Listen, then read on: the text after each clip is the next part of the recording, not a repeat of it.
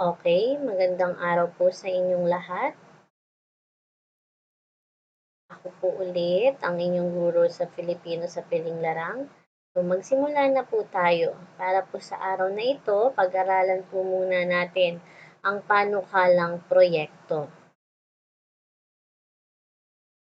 Kanina po, may pinanood po ako sa inyo na video tungkol po sa nangyari sa bagyong Ulysses.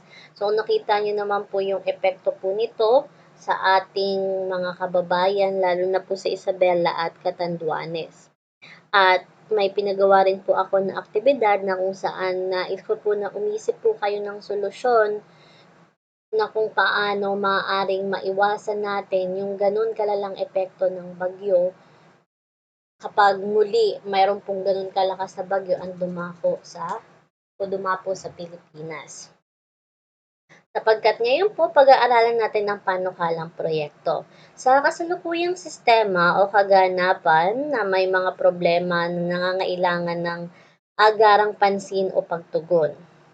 Maaaring ito ay may koneksyon sa kakulangan ng isang bagay na nangangailangan ng solusyon. Maaari din naman po ito ay paglulungsad ng pagbabago sa umiiral na sistema, paghahain ng programa para sa ikabubuti ng kondisyon ng isang samahan o organisasyon. So, yun po yung layunin natin kung bakit nais ko po na mapakita sa inyo sa pamamagitan ng video na meron po tayo ngayong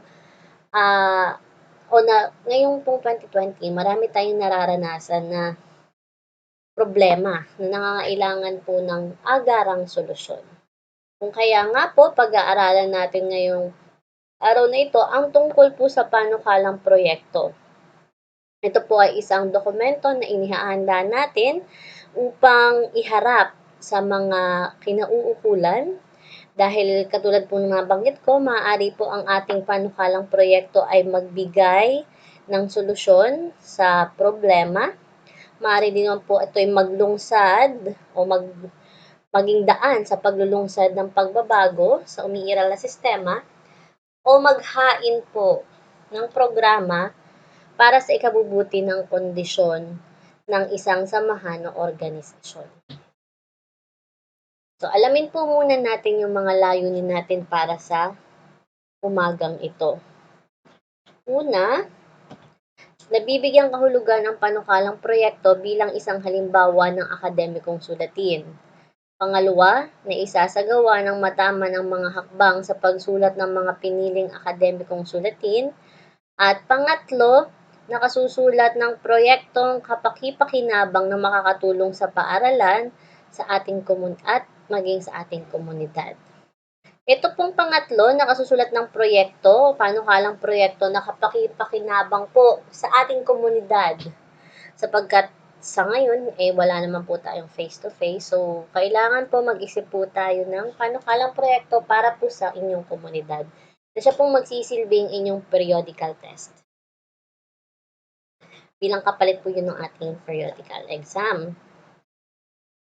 So, dumako na po tayo. Ang panukalang proyekto, ang lahat po ng tao na aking babanggitin ay may kinalaman po sila sa non-governmental organization o NGO na kung saan po ay mga karaniwang lumalapit sa mga kinauukulan para po magpanukala ng isang panukalang proyekto o project proposal.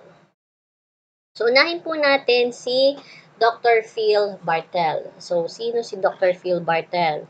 Siya po ay isa pong miyembro ng NGO at katulad po ng aking nabanggit, siya po ay kaisa sa mga samahan ng community development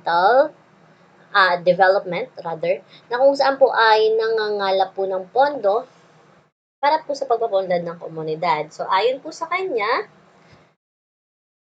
ang panukalang proyekto daw po ay kasulatan ng mungkahing naglalaman ng mga plano ng gawain na ihaharap sa tao o samahang pag-uukulan nito na siyang tatanggap at magpapatibay nito.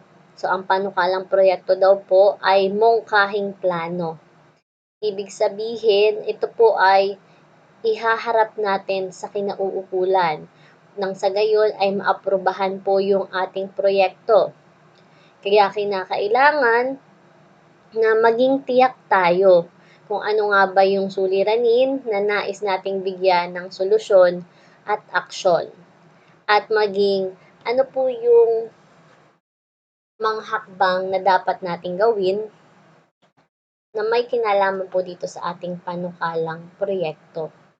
At kinakailangan ikaw bilang manunulat ng panukalang proyekto, maging malinaw sa iyo ano ba talaga yung suliranin ng isang komunidad na nais mong bigyan ng solusyon.